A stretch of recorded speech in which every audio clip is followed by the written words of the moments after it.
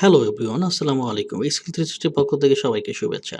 আশা করি আপনি সবাই ভালো আছেন এবং যারা আমাদের টিউটোরিয়ালগুলো দেখছেন তাদেরকে সবাইকে শুভেচ্ছা। আজকে আমরা যে টিউটোরিয়াল নিয়ে কথা বলবো সেটা হচ্ছে মাইক্রোসফট পাওয়ারপয়েন্ট একটা টিউটোরিয়াল। খুবই এক্সাইটিং একটা টিউটোরিয়াল। আপনি চাচ্ছেন আপনার স্লাইডগুলো হচ্ছে একটা ইউনিকনেস থাকুক, যে আপনার স্লাইডে আপনি যে তৈরি করেছেন সেটা একটা প্রমাণ থাকুক। সেই জিনিসটা আমরা কিভাবে করতে পারি সেটা আমরা ওয়াটারমার্কের মাধ্যমে করতে পারি। অর্থাৎ প্রত্যেকটা স্লাইডে আপনি এটা চাচ্ছেন যে আপনার একটা নিজস্ব একটা ওয়াটারমার্ক বা আপনার আইডেন্টিটি থেকে যাক।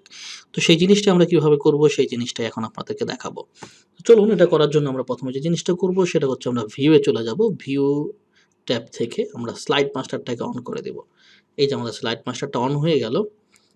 আচ্ছা, অন হয়ে যাওয়ার পর যে কাজটা আমাদের করতে হবে, ইনসার্ট করতে হবে। ইনসার্ট থেকে আমরা ধরেন একটা আমাদের টেক্সট আমরা দেব। আমরা আমাদের স্কিল 360 সেই স্কিল 360 এর হচ্ছে একটা আইডেন্টিটি তৈরি করব।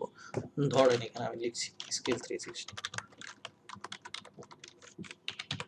স্কিল 360 আমি লিখে দিলাম। আমি একটু কন্ট্রোল একটু বোল্ড করে দিচ্ছি। একটু ফন্ট সাইজটা বাড়াই দিচ্ছি। একটু মাঝখানে নিয়ে এসছি। এটা কি কালার আছে? এটা বেশি ডেপথ কালার হয়ে গেছে। এটাকে আমি একটু কালারটাকে একটু কমাই দিতে চাচ্ছি। এরকম আরেকটু এরকম থাকুক। আচ্ছা, এটাকে আমি একটু বাঁকা করে দিচ্ছি যাতে করে কোনো সমস্যা না হয়। সরি। হ্যাঁ, এখন আমি এটাকে ধরে নিচের দিকে নামাই দিব। এইখানে থাকুক। তাহলে প্রত্যেকটা স্লাইডে আমার পারপাসটা হচ্ছে কি, প্রত্যেকটা স্লাইডে এখানে কি থাকবে, স্কিল 360 থাকবে।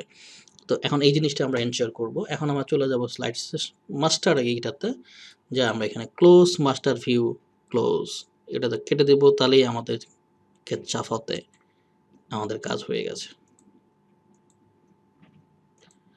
এই যে আমাদের জিনিসটাও রেডি হয়ে গেছে। ঠিক আছে? এটাই ছিল আমাদের হচ্ছে আজকের টিউটোরিয়াল। এই যে আমাদের ওয়াটারমার্ক তৈরি হয়ে গেছে। সো আজকে আমাদের এই পর্যন্তই টিউটোরিয়াল। তো সবাই ভালো থাকবেন, সুস্থ থাকবেন। যারা আমাদের এই চ্যানেলটিকে এখনও সাবস্ক্রাইব করেনি প্লিজ সাবস্ক্রাইব করুন এবং নিজে সাবস্ক্রাইব করুন, অন্যকে সাবস্ক্রাইব করতে উৎসাহিত করুন। সবাই আশা করি সবাই ভালো বুঝতে পেরেছেন। আল্লাহ হাফেজ।